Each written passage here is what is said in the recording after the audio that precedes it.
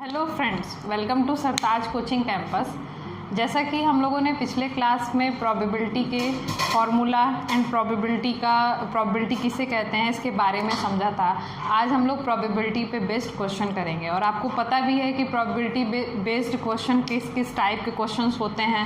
Questions आपका coins पे होता है, सिक्कों पे होता है, क्वेश्चंस आपका डाइस पे होता है, पासों पे, क्वेश्चन आपका होता है कार्ड्स पे, ताश के पत्ते, और क्वेश्चन आपका होता है बॉल्स मतलब गेंद। ये सब अलग अलग टाइप के क्वेश्चन हैं। आज हम लोग पहला टाइप लेके चलेंगे क्वाइंस। एक दो क्वेश्चन हमने देखा था और आज क्वाइन पे बेस्ड हम लोग बेसिक भी समझेंगे और ट्रिक के माध्यम से भी क्वाइन के क्वेश्चन को सॉल्व करेंगे। ठीक है, चलिए ध्यान दीजिएगा।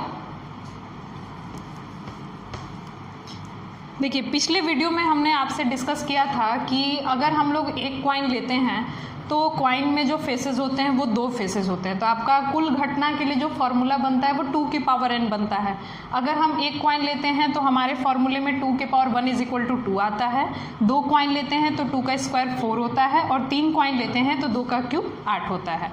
और वो घटनाएं क्या क्या होती हैं? अगर 2 घटनाएं आ रही हैं तो कौन सी घटना या तो सिक्के पे हेड आता है या तो सिक्के पे टेल आता है। अगर 4 घटना होती है तो कौन कौन सी घटनाएं होती हैं? तो दोनों सिक्कों पे हेड, या फिर पहले सिक्के पे हेड दूसरे पे टेल, या फिर पहले पे टेल दूसरे पे हेड, या फिर दोनों पे क्या होता है? टेल होता है। अगर हम 3 क्वाइन लेते हैं तो हमारी टोटल घटना 8 होती है और ये हमारी टोटल घटनाएं होती हैं। तो इनसे रिलेटेड हम क्वेश्चन को समझेंगे और जिनको इसे समझने में प्रॉब्लम है या इसे याद करने में प्रॉब्लम है उनके लिए हम ट्रिक का इस्तेमाल करेंगे। ठीक है, देखिए क्वेश्चन ध्यान दीजिएगा। जैसे मान लीजिए कोई क्वेश्चन पूछा है, यदि 2 सिक्कों को एक साथ उछाला जाता है, 2 क्वाइन को एक साथ टॉस किया जाता है, तो आपसे क्वेश्चन पूछ सकता है कि दोनों क्वाइन पे हेड आने की प्रोबेबिलिटी बताइए। दोनों क्वाइन पे हेड आने की प्रोबेबिलिटी, ये हम बेसिक समझ रहे हैं और उसके बाद हम ट्रिक का भी इस्तेमाल करेंगे। ऐसे क्वेश्चन को देखेंगे कि ट्रिक के माध्यम से हम कैसे सॉल्व करें। यहाँ क्वेश्चन में है 2 क्वाइन को एक साथ टॉस किया जाता है और दोनों क्वाइन पे क्या आना चाहिए? हेड आना चाहिए। देखिए, सबसे पहले प्रोबेबिलिटी का फॉर्मूला होता है P =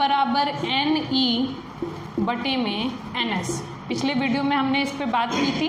NE/NS का मतलब है संभावित घटना बटे में कुल घटना। तो अगर 2 सिक्कों को एक साथ उछाला जाता है तो सबसे पहले हम NS की बात करेंगे। आपको ये पता है कि जब आप 2 सिक्कों को उछालते हैं तो कुल घटना कितनी होती है? 4 होती है। इसका मतलब NS का मान कितना है? 4 है। अगर हम NE की बात करें, NE का मान निकालना है तो NE आपकी क्या है? संभावित घटना। अगर संभावित घटना की बात करें तो यहाँ पूछा हुआ है कि दोनों सिक्कों पे क्या आना चाहिए? हेड आना चाहिए। तो दोनों सिक्कों पे हेड, अगर इन 2 सिक्कों को उछालने में हम देखेंगे कि दोनों सिक्कों पे हेड कितनी बार आया है, तो दोनों सिक्कों पे हेड सिर्फ 1 बार आया है। तो यहाँ आपके NE का मान हो जाएगा 1। तो इसका मतलब हमारी प्रायिकता निकलेगी P = 1/4। ये हमारा आंसर हो जाएगा। ठीक है, देखिए और क्वेश्चन देखते हैं।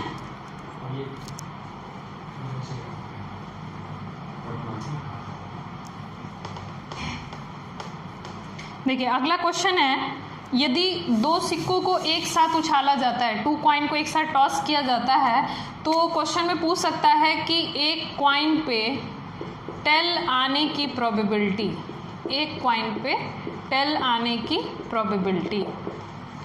अगर आपसे क्वेश्चन में पूछा है कि 2 सिक्कों को एक साथ उछाला जाता है और एक सिक्के पे टेल आने की प्रोबेबिलिटी, सबसे पहले P = NE/NS लिख देंगे। अगर NS की बात करें तो NS हमारा क्या होता है? कुल घटना होता है। और यहाँ 2 सिक्कों को उछालने पे कुल घटना कितनी होती है? 4। तो इसका मतलब NS का मान तो हमेशा फिक्स रहेगा। 2 सिक्कों के लिए 4 रहेगा, 3 सिक्कों के लिए 8 रहेगा। 4 सिक्के उछालेंगे तो 2 की घात 4 मतलब 16 आएगा।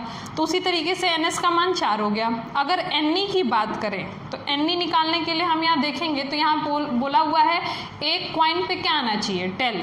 तो हम ये अपने कंडीशन में देखेंगे कि एक क्वाइन पे टेल कितनी बार आया। यहाँ एक क्वाइन पे टेल है और यहाँ भी एक क्वाइन पे क्या है? टेल है। ऐसी 2 कंडीशन है जिसमें एक क्वाइन पे क्या आया है? टेल आया है। तो यहाँ हमारे NE का मान 2 हो जाएगा।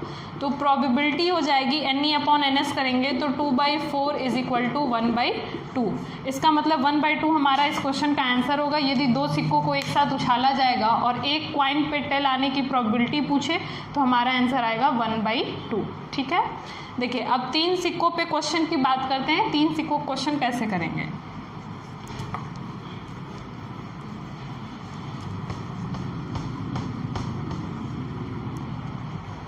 देखिए जैसे मान लीजिए क्वेश्चन कोई पूछा है कि यदि 3 सिक्कों को एक साथ उछाला जाता है, यदि 3 क्वाइन को एक साथ टॉस किया जाता है और क्वेश्चन में पूछ दिया जाए कि तीनों सिक्कों पे हेड आने की प्रोबेबिलिटी, यहाँ क्वेश्चन में पूछा कि तीनों क्वाइन पे क्या आना चाहिए, हेड आने की प्रोबेबिलिटी निकालनी है।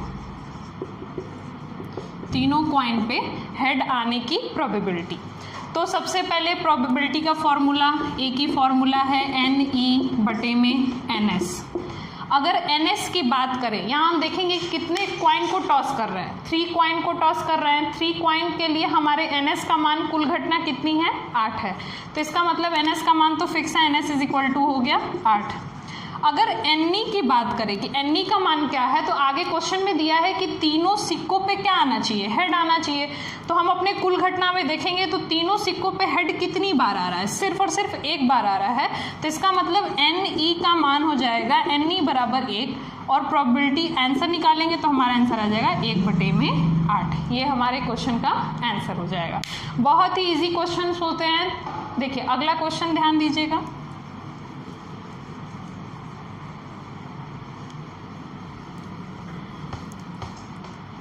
देखिए एक क्वेश्चन लेते हैं, यदि 3 क्वाइन को एक साथ टॉस किया जाता है और क्वेश्चन में पूछ दे कि 2 क्वाइन पे टेल आने की प्रोबेबिलिटी बताइए। 2 क्वाइन पे टेल आने की प्रोबेबिलिटी बताइए। अब प्रोबेबिलिटी का फॉर्मूला है P = NE/NS। NS का मान तो सबको याद ही हो गया होगा। अगर 3 सिक्के ले रहे हैं तो NS का मान कितना होगा, 8 होगा। तो यहाँ तो फिक्स है कि NS का मान 8 रख देना है। 3 सिक्कों को एक साथ उछाल रहे हैं।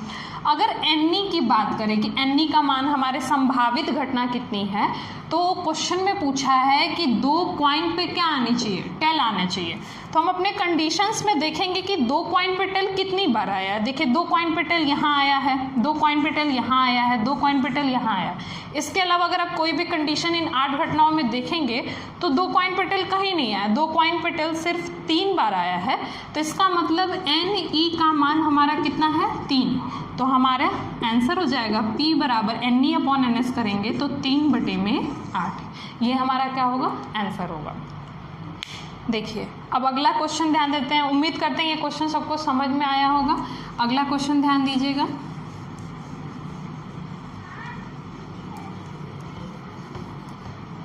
एक क्वेश्चन पूछता है कि यदि 3 सिक्कों को एक साथ उछाला जाता है, 3 सिक्कों को एक साथ उछाला जाता है तो कम से कम एक क्वाइन पे टेल आने की प्रोबेबिलिटी, एक क्वाइन पे टेल आने की प्रोबेबिलिटी। बहुत ही इंपॉर्टेंट क्वेश्चन है और मैक्सिमम बच्चे इस क्वेश्चन में गलती करते हैं। क्या गलती होती है उसको ध्यान दीजिएगा। सबसे पहले की प्रोबेबिलिटी निकालना है। प्रोबेबिलिटी का फॉर्मूला P = NE/NS। NS का मान हम सभी को पता होता है, NS कुल घटना होती है और अगर हम 3 सिक्कों को एक साथ उछाल रहे हैं तो कुल घटना का मान कितना है, 8 है। यहाँ हमने NS का मान लिख दिया, NS = 8। अगर हमें कुछ सोचना है तो वो NE के बारे में सोचना है। अगर मान लीजिए क्वेश्चन में पूछा होता कि 3 सिक्कों को एक साथ उछाल रहे हैं और ये वर्ड ना दिया होता कम से कम मतलब मिनिमम। अगर कम से कम वर्ड नहीं दिया होता और आपसे सिर्फ पूछा होता कि एक क्वाइन पे टेल आने की प्रोबेबिलिटी, तो एक क्वाइन पे टेल की बात करते तो आपको 3 घटना ऐसी मिलती जिनमें एक क्वाइन पे क्या आएगा, टेल आएगा। और मैक्सिमम बच्चे कम से कम पे ध्यान नहीं देते हैं। वो इस क्वेश्चन को यही समझते हैं कि एक क्वाइन पे टेल आने की प्रोबेबिलिटी पूछा है तो वो एक क्वाइन पे टेल देखते हैं, सिर्फ 1 बार आया है, वो NE का मान 1 लिख देते हैं और आंसर लिख देते हैं 1/8 और यही गलती हो जाती है। अगर आपको कम से कम दिया है कम से कम एक कॉइन पे टेल। तो जब कभी भी क्वेश्चन में कम से कम आता है तो जितना सिक्का लिए हैं उतने की बात करते हैं। कम से कम एक कॉइन पे टेल की बात करेंगे, फिर 2 कॉइन पे टेल की बात करेंगे, फिर 3 कॉइन पे टेल की बात करेंगे। क्या हम 4 कॉइन पे टेल की बात कर पाएंगे? नहीं कर पाएंगे। क्यों?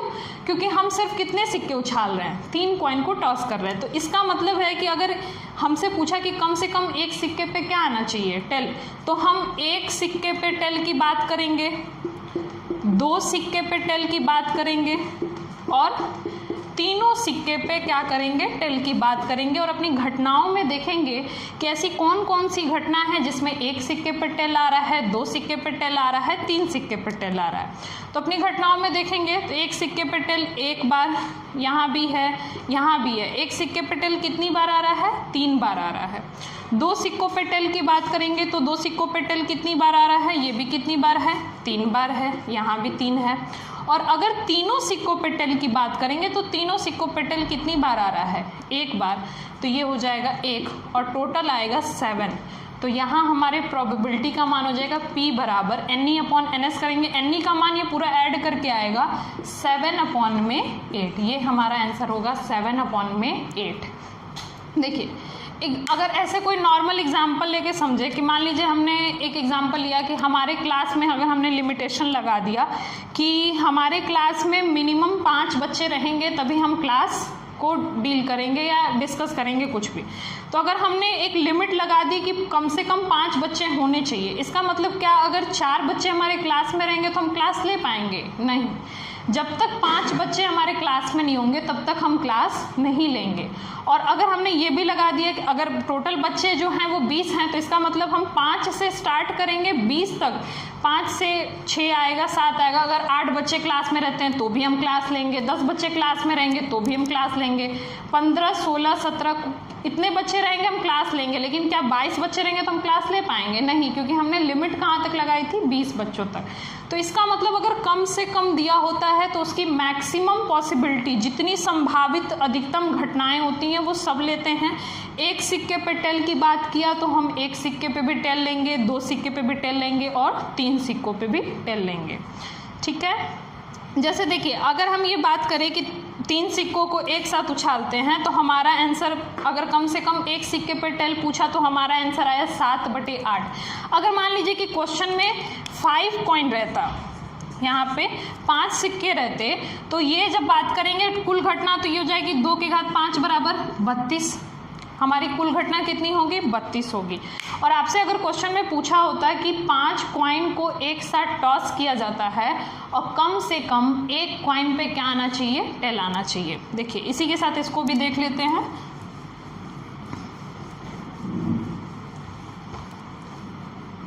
देखिए, अगर क्वेश्चन में पूछा होता कि 5 कॉइन को एक साथ टॉस किया जाता है, 5 कॉइन को एक साथ टॉस किया जाता है तो कम से कम 1 कॉइन पे क्या आना चाहिए? टेल आना चाहिए। तो प्रोबेबिलिटी की बात करें तो कुल घटना तो हमारी 5 कॉइन को उछाल रहे हैं तो कुल घटना तो हमारी 32 है, तो यहाँ तो 32 लिख देंगे।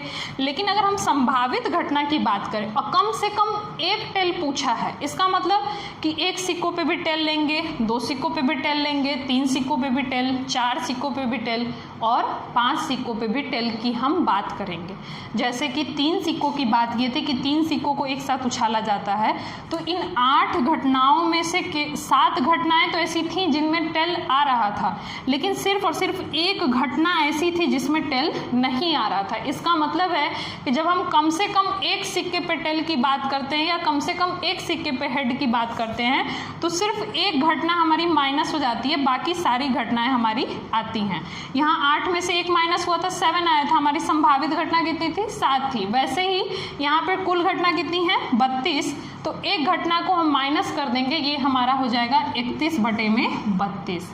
ऐसे जितने भी कॉइन लें, अगर हम 4 कॉइन की बात किए होते कि 4 कॉइन को एक साथ टॉस किया जाता है, 4 कॉइन को एक साथ टॉस किया जाता है और 1 कॉइन पे कम से कम टेल आने की प्रोबेबिलिटी। अगर ये क्वेश्चन पूछा गया होता है कि 4 कॉइन को एक साथ टॉस किया जाता है और कम से कम एक कॉइन पे क्या आना चाहिए, टेल आना चाहिए, तो प्रोबेबिलिटी की बात करेंगे तो कुल घटना तो हमारी निश्चित है कि 2 के घात 4, तो 2 के घात 4 मतलब नीचे कितना आएगा, 16 आएगा। अगर संभावित घटना की बात करें तो जैसा हमने आपको तरीका बताया, सिर्फ एक माइनस होता है, क्योंकि एक ही ऐसी कंडीशन होती है जिसमें एक भी सिक्के पे टेल नहीं आता है, तो एक माइनस कर देंगे तो आपका आंसर आ जाएगा 15/16। ठीक है, तो ये हमारे बेसिक से रिलेटेड क्वेश्चन है। अब हम जिनको ये घटनाएं याद नहीं रहती हैं कि मतलब क्या क्या घटनाएं पॉसिबिलिटी है, और सबसे बड़ी बात ये है कि 3 सिक्कों तक तो याद रख भी सकते हैं, लेकिन 4 कॉइन पे जहां हम 4 सिक्कों पे जाते हैं तो हमको इसे याद रखने में प्रॉब्लम होती है, क्योंकि हमारा फॉर्मूला बनता है 2 के घात 4 बराबर 16, और 16 घटनाओं को याद रखना पॉसिबल नहीं है। तो उनके लिए हम ट्रिक समझेंगे कि हम ऐसे क्वेश्चन को ट्रिक के माध्यम से कैसे करेंगे।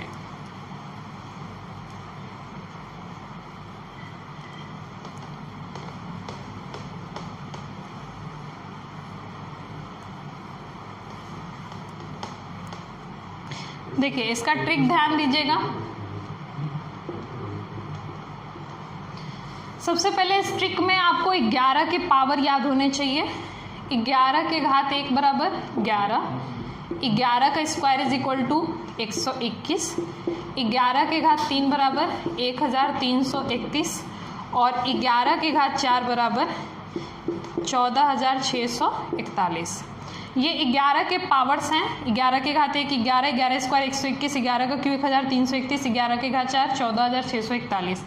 और इस पावर की मदद से हम क्वेश्चन को बहुत इजीली हल कर लेंगे। सबसे पहले कि 11 जो है वो हमारा एक सिक्के के लिए है, ये फॉर्मूला। 121 जो है वो हमारा 2 सिक्कों के लिए है।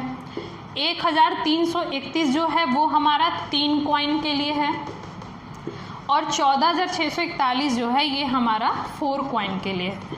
आप इसको नोट कर लिए होंगे। अब हम क्वेश्चन के माध्यम से समझाते हैं कि इस ट्रिक का यूज़ करके हम कैसे क्वेश्चन को बहुत आसानी से हल कर लेंगे। ध्यान दीजिएगा।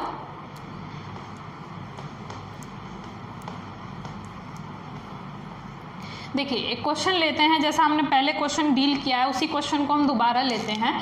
अगर क्वेश्चन में आपसे पूछा जाए कि 3 कॉइन को, 3 सिक्कों को एक साथ उछाला जाता है, 3 कॉइन को एक साथ टॉस किया जाता है, और आपसे पूछ दिया जाए कि 2 सिक्कों पे टेल आने की प्रोबेबिलिटी बताइए। ये क्वेश्चन हम देख चुके हैं, हम लोग बेसिक के माध्यम से देखे हैं। अब ट्रिक के माध्यम से समझेंगे कि हमें इसे कैसे सॉल्व करना है। क्वेश्चन में पूछा है कि 3 कॉइन को एक साथ, 3 सिक्कों को एक साथ उछाला जाता है और 2 सिक्कों पे क्या आना चाहिए, टेल आना चाहिए। तो आपको अभी जस्ट हमने बताया कि 3 सिक्कों के लिए हमारा 11 के घात 3 बराबर 1331। ये हमारा किसके लिए है, 3 कॉइन के लिए है। 3 सिक्कों के लिए हमें 1331 का इस्तेमाल करना है। यहाँ हम लिख देंगे 1331, और एग्जैक्टली में ये क्या है, तो ये हमारी है संभावित घटना। क्या है हमारी संभावित घटना। और यहाँ आप काउंटिंग लिखेंगे, 1 के नीचे लिखेंगे 0, 3 के नीचे 1, इसके नीचे 2 और इसके नीचे 3। काउंटिंग नंबर लिख देना है लाइन से 0 1 2 3। और ये जो है ये हमारा है हेड या फिर टेल का नंबर, हेड या टेल की संख्या। ठीक है, ये हमारा हेड और टेल की संख्या है। अब देखिए कैसे इसको करना है। यहाँ सबसे पहले पूछा है 3 सिक्कों को एक साथ उछाला जाता है, तो हमें पता है कि प्रोबेबिलिटी जब भी लिखेंगे तो 3 सिक्कों को अगर एक साथ उछालेंगे तो कुल घटना कितनी होती है, कुल घटना 3 सिक्कों को उछालने पे होती है 8, तो नीचे तो लिख देंगे कि 8 आएगा। अब ऊपर पूछा है कि 2 कॉइन पे क्या आना चाहिए, टेल आना चाहिए, तो हम अपने काउंटिंग में देखेंगे यहाँ पे ये हेड और टेल का नंबर है, तो 2 कॉइन पे टेल, तो ये हमारा क्या है 2 कॉइन पे टेल आया है। और 2 कॉइन पे टेल के ऊपर जस्ट क्या लिखा हुआ है, 3 लिखा हुआ है, तो यही हमारी संभावित घटना हो जाएगी। यहाँ हम लिख देंगे 3/8। आप बेसिक में भी देखे होंगे, इस क्वेश्चन का आंसर आया होगा 3/8, और ये ट्रिक का इस्तेमाल करके भी हम तुरंत देख सकते हैं हमारा आंसर आएगा 3/8। देखिए और कुछ क्वेश्चन देखते हैं ट्रिक के माध्यम से।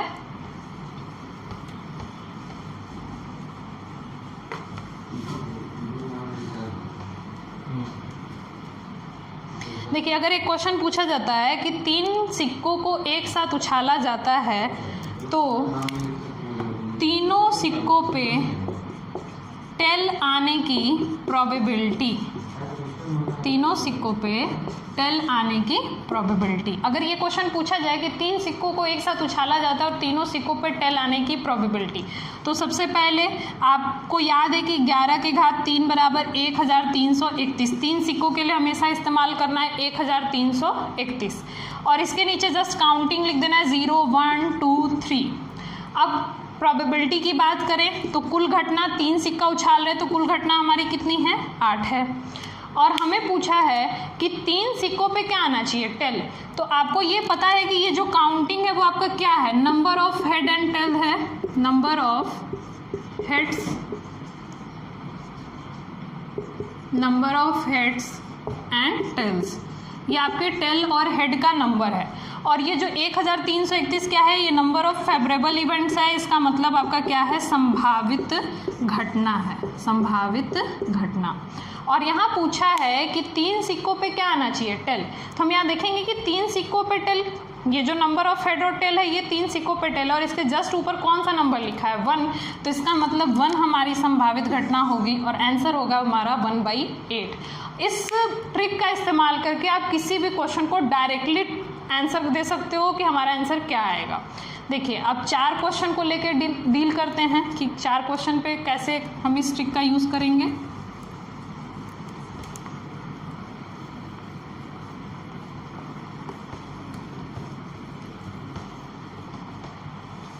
देखिए क्वेश्चन लेते हैं, 4 सिक्कों को एक साथ टॉस किया जाता है, 4 सिक्कों को एक साथ उछाला जाता है और क्वेश्चन में पूछ दे कि 3 कॉइन पे हेड आने की प्रोबेबिलिटी बताइए। आपसे क्वेश्चन में पूछा कि 4 सिक्कों को एक साथ उछाला जाता है और 3 सिक्कों पे क्या आना चाहिए, हेड आना चाहिए।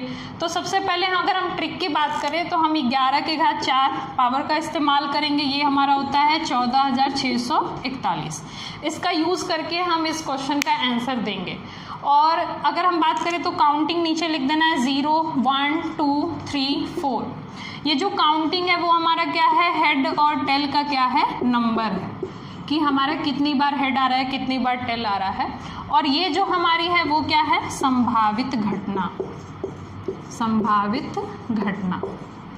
देखिए अगर प्रायिकता की बात करें तो प्रायिकता 4 सिक्कों को उछाल रहे हैं तो आपको पता है कुल घटना के लिए हमेशा इस्तेमाल करना है 2 की घात 4 और 2 की घात 4 मतलब नीचे कितना आएगा, 16 आएगा।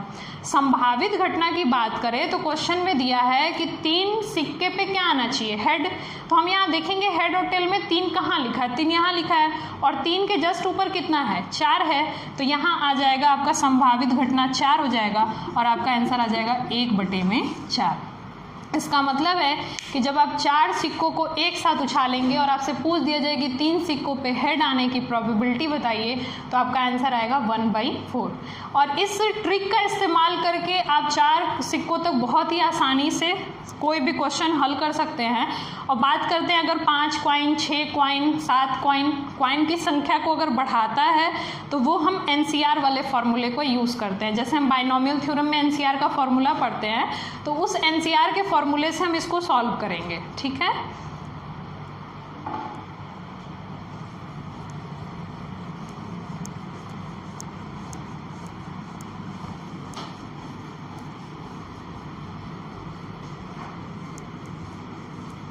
देखिए फ्रेंड्स, ये हमारे सिक्कों पे रिलेटेड क्वेश्चन था। अगले वीडियो में हम लोग डाइस से रिलेटेड बेसिक भी समझेंगे, पासे के क्वेश्चन का बेसिक भी समझेंगे और ट्रिक के भी माध्यम से हल करेंगे कि बेसिक के क्वेश्चन को कैसे सॉल्व करना है।